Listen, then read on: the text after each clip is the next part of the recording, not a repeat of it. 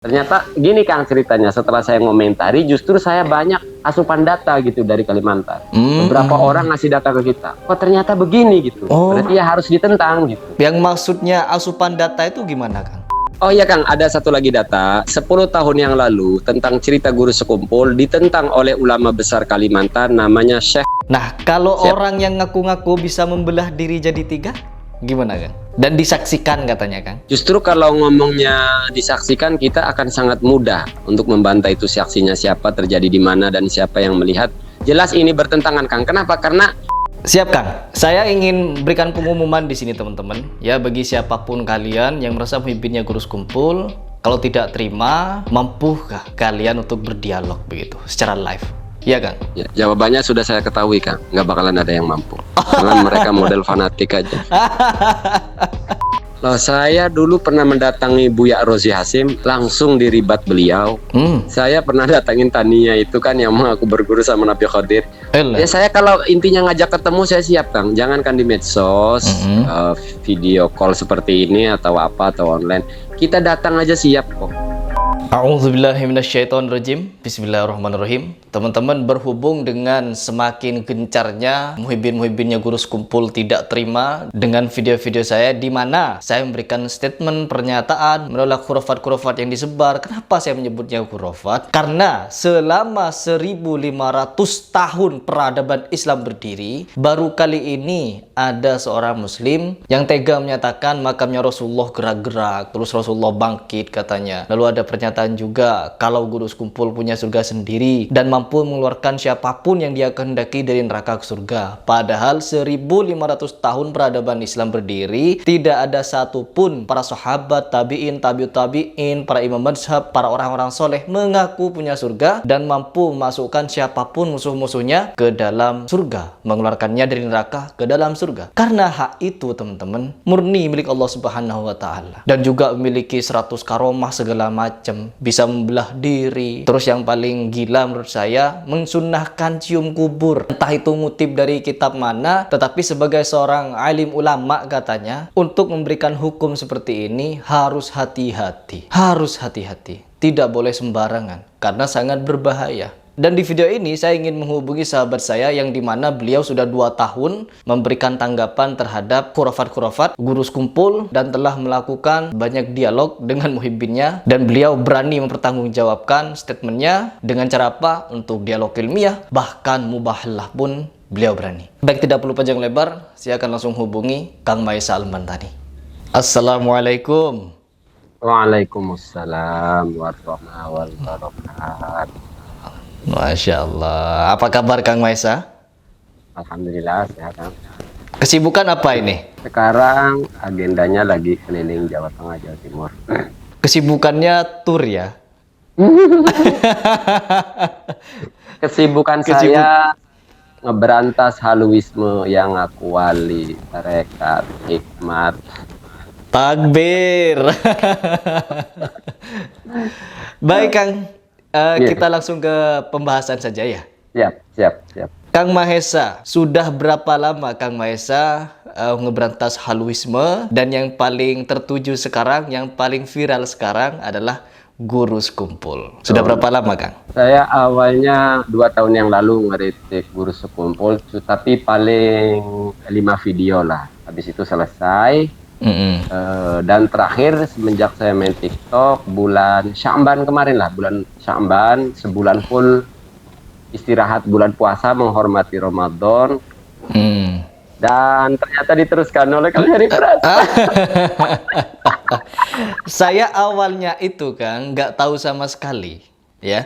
Awalnya saya tidak tahu kalau Abah Guru Sekumpul tuh pernah membuat statement-statement yang menurut saya kurang pas.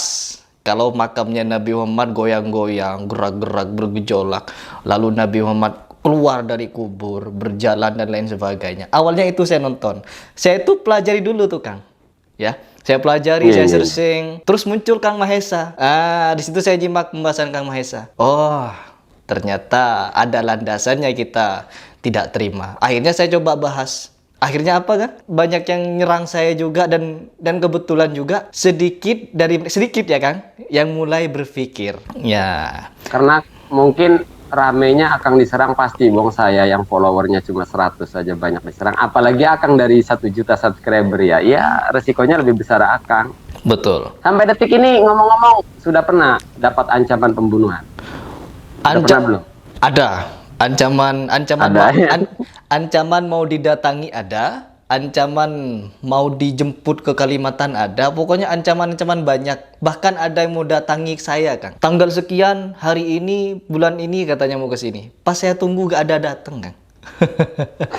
Malahan mau saya Sherlock kalau mau dateng gitu, tapi gak ada dateng gitu. Oke. Jangan takut. Oke, Kang Mahesa. Yang pertama, Kang Mahesa sudah membahas khurafat ini sudah berapa lama tadi? Kalau totalnya, kalau ngomongnya khurafat secara umum, udah 3 tahun, hampir 3 tahun. Hampir 3 tahun khurafat secara umum. Nah, untuk awal pembahasan Abah Gurus Kumpul mulai kapan? 2 tahun yang lalu, tapi 5 videoan kurang lebih. Sekitar 5 video, tapi berhenti waktu itu karena saya pikir nggak enak juga gitu menghormati muhibinnya, tapi makin kesini kok makin menjadi gitu. Ternyata gini Kang ceritanya, setelah saya ngomentari justru saya banyak asupan data gitu dari Kalimantan. Beberapa orang ngasih data ke kita, oh kok ternyata begini gitu, berarti ya harus ditentang gitu. Berarti penting. Oke, yang maksudnya asupan data itu gimana Kang? Ya seperti video yang belum ada di YouTube kan ada. Saya punya video selama Gurus Kumpul yang belum ada di YouTube punya. Walah, jadi Kang Mahesa punya data ini? Punya, cuma kan konsekuensinya hukum. Kita kalau belum dipublik, kita mempublik, kita kan bisa kena ITE. Masalahnya begitu doang. Siap. Tapi intinya data yang masuk ke kita, selain di YouTube ya, itu kesimpulannya ya layak dikritik. Betul. Layak, harus dikritik. Makanya saya support Akang. Alhamdulillah. Yang pertama Kang, pandangan Kang Mahesa perihal kuburan Rasulullah bergejolak, bergerak-gerak, terus Rasulullah keluar dari makam, memeluk, dipeluk, atau nyium dengkulnya Gurus Kumpul. Itu bagaimana Kang? Seperti yang pernah saya sampaikan Kang, sebenarnya waktu itu saya masih husnudzon. Artinya efek kecintaan ya, namanya umat, orang soleh, kita akui beliau orang soleh, beliau alim, kita akui. Efek kecintaan kan waktu itu dalam kondisi sakit, beliau disakit, didorong bahkan dirodakan. Berhalusinasi. Ya, jadi saking cintanya terjadilah efek itu di pikiran Gurus Kumpul. Karena kalau dikatakan itu mukasyafah, jelas keliru Kang. Karena kalau mukasyafah berarti kejadian itu real terjadi. Dan jika real terjadi, maka ketika kuburan bergoyang mestinya dirasakan oleh semua orang. Betul. Kira-kira seperti itu. Kalau itu mukasyafah. Kalau itu mukasyafah, maka real terjadi. Tetapi kalau yang mereka lakukan hanya halusinasi gimana tuh Kang? Hanya penglihatan batin gitu? Ya saya menolak itu penglihatan batin itu halusinasi aja bukan penglihatan. Gitu. Kalau penglihatan batin kan kategorinya mukasyafah. Tapi kan saya kira para wali nggak nyeritain itu gitu. Mestinya. Sesuai ya.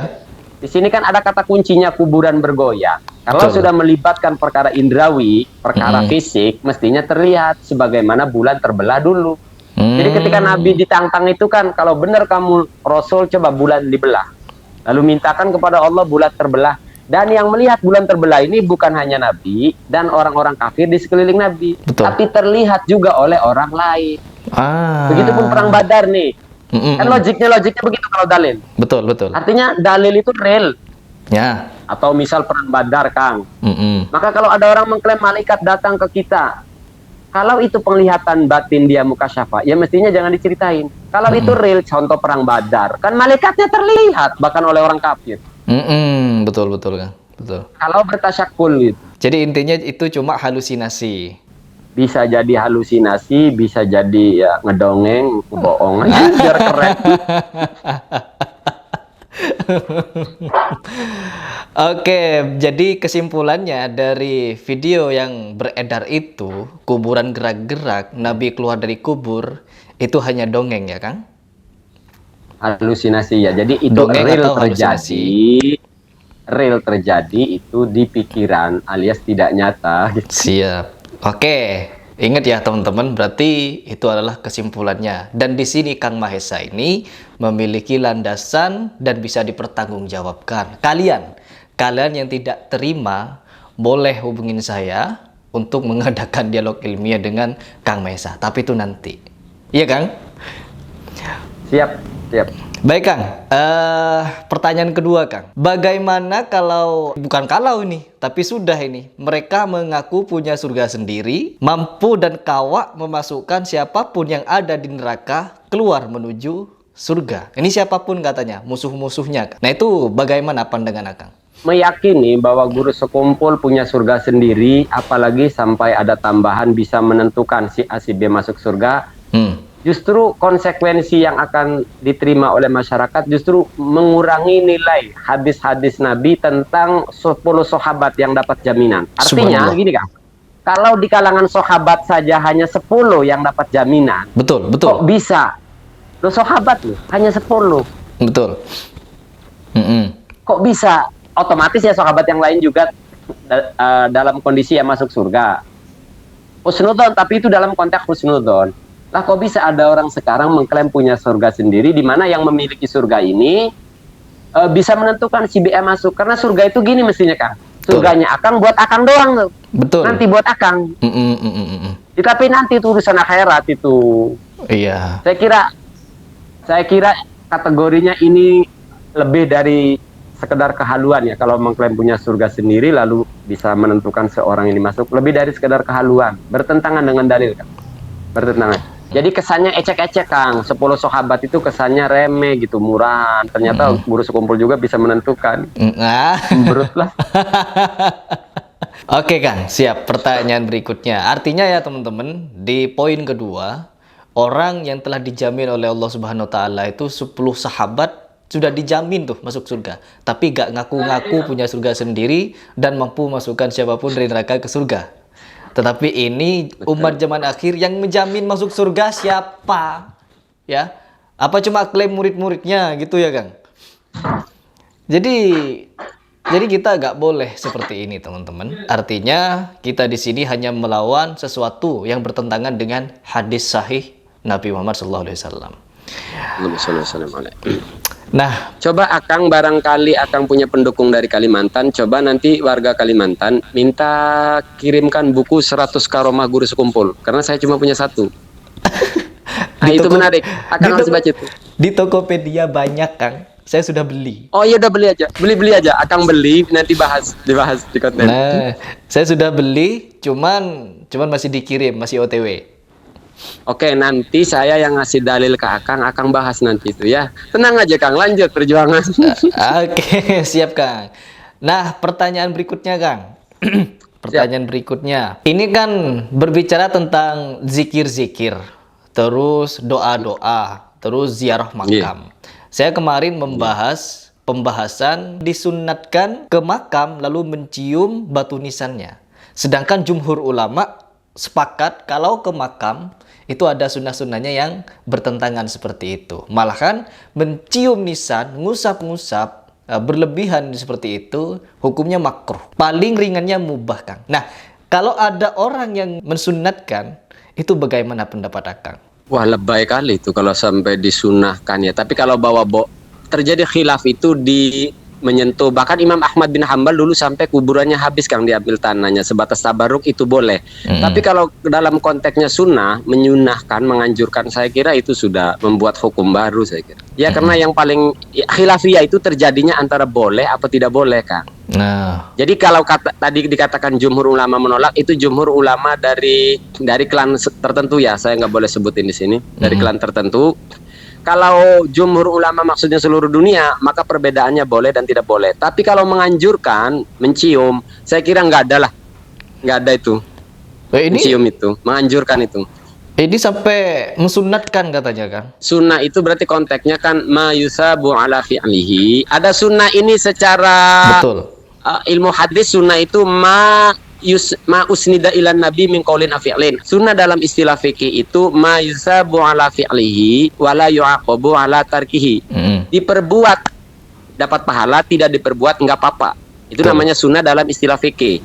Saya kira sunnah di istilah fikih pun tidak Kang. Enggak. Berarti orang itu yang ngomong sunnah itu saya kira sudah buat hukum baru itu. Nah, Udah jadi mujtahid. nah itu pendapat Akang gimana tuh? Kalau ada orang seperti itu? Saya tak sepakat lah, tak setuju. Ghulu itu berlebihan. Ekstrim itu, ekstrim. Oke, siap Kang. Nah, kalau Siap. orang yang ngaku-ngaku bisa membelah diri jadi 3, gimana Kang? Atau diakui bisa, dan ini muhibbinnya percaya semua Kang. Gimana tuh Kang? Dan disaksikan katanya Kang. Justru kalau ngomongnya disaksikan, kita akan sangat mudah untuk membantai itu saksinya siapa, terjadi di mana, dan siapa yang melihat. Jelas ini bertentangan Kang. Kenapa? Karena kullukum ra'in, setiap seseorang itu bertanggung jawab. Nah, kalau kita membelah jadi 3, roh kita ada berapa? Jadi buat roh sendiri ya Kang? Kan ini kan ganjil. Ada orang kok membelah 3. Yang menciptakan fisik itu siapa? Yang membuat roh itu siapa? Dan dalam perpisahan itu catatannya gimana malaikatnya? Bingung kalau satu roh berbuat dosa, satu roh berbuat pahala. Ini bingung ini malaikat. Terus kecaprak itu Kang lah. Nah, halu itu. Karena kan yang ini karena muhibbinnya pada percaya Kang. Muhibbinnya pada percaya. Saya kira gini, kalau ada orang misalnya mungkin kejadiannya begini nih. Di ini ada aba guru katanya, di tempat lain ada guru. Saya kira ini akibat khoyali Kang. Khoyali ataupun takhoyul. Jadi bisa terjadi itu Kang. Kalau misalnya gini, Akang cinta kepada seseorang terus ada melihat fisik kesamaan, terus menganggap itu guru sekumpul. Lalu akhirnya terjadilah cerita, oh guru sekumpul di hari ini ada di sini. Oh enggak, saya melihat sendiri ada di sini. Terus kesimpulannya, oh guru sekumpul bisa membelah menjadi 3. Padahal mah bukan guru sekumpul membelah jadi 3. Ada orang yang ngefans sama guru sekumpul, lalu melihat misalnya ketika tawaf, ada orang yang fisiknya sama. Karena saking ngefans, beranggap itu guru sekumpul. Lalu diceritakanlah berlebihan. Ya sama kayak saya ngelihat Akang nih, karena saya ngefans sama Akang, berasa saya ngobrol sama Salman Khan.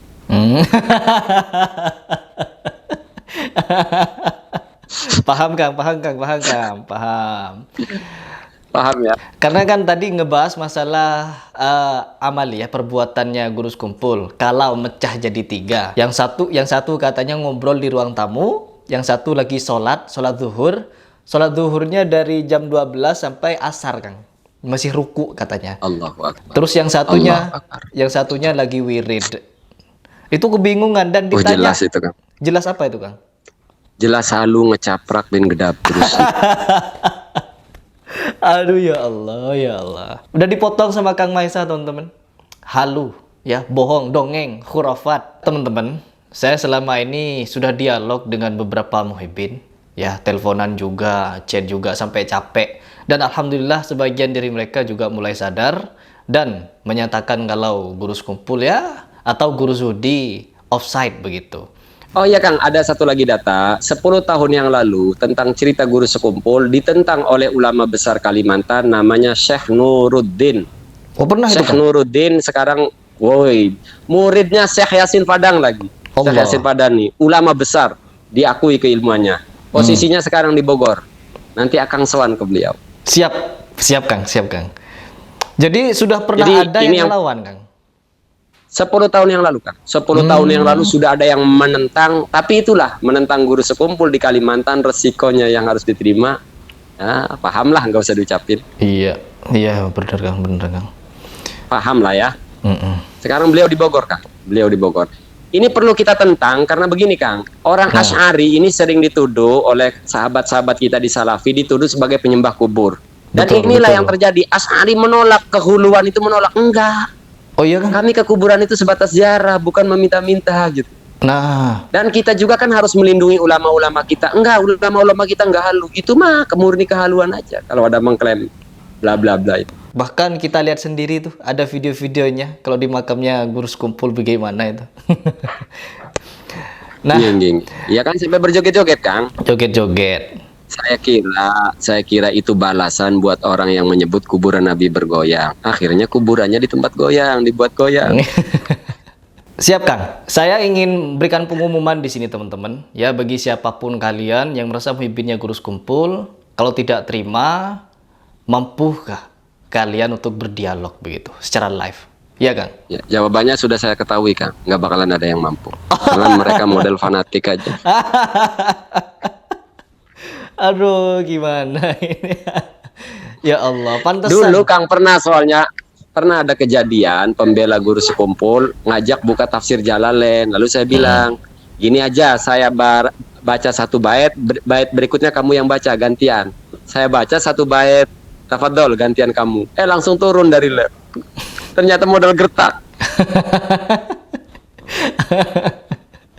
Allah. Dikira kita ini kalau ngeritik kehaluan Kang, dikira kita belajar dari Google. Dikiranya. Terus kita dituduh Wahabi Kang. Wahabi. Allahu Akbar. Aduh, sejauh ini yang paling ekstrim Kang Mahesa tuh hadapin sampai ngapain Kang? Selain dialog ilmiah dengan mereka. Loh, saya dulu pernah mendatangi Buya Rozi Hasim, langsung diribat beliau. Saya pernah datangin Tania itu kan yang mengaku berguru sama Nabi Khadir. Ya saya kalau intinya ngajak ketemu saya siap Kang. Jangankan di medsos, video call seperti ini atau apa atau online. Kita datang aja siap kok. Datang aja siap. Tapi kan faktanya ketika saya menemui Buya Rozi Hasim, pihak Buya Rozi Hasim nggak berani live streaming. Pengennya ngobrol empat mata. Saya bilang, ini mau besanan, yang ngobrol di balik layar itu mau besanan. Lawang sesuatu yang terpublikasi, kita mau mendiskusikan sesuatu yang sudah terpublik, kok pengennya empat mata. Itu mau besanan, mau nikah lagi. Aduh ya Allah, ya Allah. Jadi ngelawan orang halu nih, kita harus di balik layar. Mereka beraninya kayak gitu ya. Ya Allah. Katanya pernah sampai mubahalah Kang. Itu gimana ceritanya? Mubahalah dua kali. Dua kali sama muhibbinnya guru sekumpul. Allah. Dan dua orang ini, dua kali ini diwakili oleh puluhan penontonnya. Nah, yang jelas dua orang ini setelah mubahalah dengan saya, yang satu jarak seminggu, jarak sebulan, sekarang dia nggak nongol-nongol lagi di live saya. Biasanya kan nongol. Ketika saya pembahasan dia naik. Setelah mubahalah itu dia nggak nongol lagi Kang. Itu berkaitan kuburan bergoyang ya. Siap. Mubahalanya nggak di semua hal. Siap. Yang jelas Kang, yang saya tantang diskusi itu penulis buku 100 Karomah. Penulis ini ketika umroh. Itu kan kiai Kang. Itu bulan kiai puasa katanya. Ya. Kiai namanya Zakaria El Karim. Nah, Zakaria El Karim ini waktu itu kondisinya lagi umroh. Oleh karenanya ya sudah pulang umroh, kata dia di salah seorang pengkritik saya lalu ngirim chat siap diskusi. Waktu itu bulan Ramadan. Nah, chat ini lalu diinformasikan ke kita, dikirimkan ke kita bahwa tuh penulis buku 100 Karomah Guru Sekumpul sudah siap berdiskusi. Faktanya sampai detik ini Kiai Zakaria Al Karim ngumpet. Baik teman-teman, sebenarnya percakapan kami belum selesai. Namun karena ada gangguan atau masalah dari segi jaringan dari Kang Mahesa Al-Bantani, jadi saya melanjutkan dengan narasi ini. Yang pertama teman-teman, kami di sini berbicara atas landasan dalil, dan kami di sini juga tidak sendirian. Kami juga disupport oleh beberapa ulama, dan juga di sini kami tidak takut untuk menghadapi dialog baik secara offline ataupun live secara langsung. Jadi bagi kalian siapapun ya, siapapun kalian yang ingin dialog ilmiah dengan kami, maka kita tentukan kapan jadwalnya dan siapkan orang-orang yang kalian anggap terbaik untuk bisa membela khurafat yang telah disebarkan, yang telah beredar di kalangan masyarakat. Agar apa? Ini masalah akidah. Dan ini masalah serius, apalagi dikultuskan sebagai wali, sampai-sampai ada ibadah baru, yaitu mensunahkan mencium makamnya wali kutub. Ini kalau saya mengutip dari websitenya NU Online, ini adalah suatu kemungkaran. Baik teman-teman, mungkin itu saja di video ini. Kedepan kita tidak akan berhenti ya. Intinya kita tidak akan berhenti. Karena kita berjalan di sini atas dukungan para alim ulama juga. Dari dukungan beberapa orang yang paham mengenai penyimpangan yang dilakukan. Dan saya juga memohon maaf apabila ada kalimat atau kata-kata yang tidak berkenan. Karena apa? Karena itu bisa jadi dari kebodohan dan kekhilafan saya. Tetapi apabila dia benar, itu dari Allah Subhanahu wa Ta'ala untuk memberikan kita hidayah.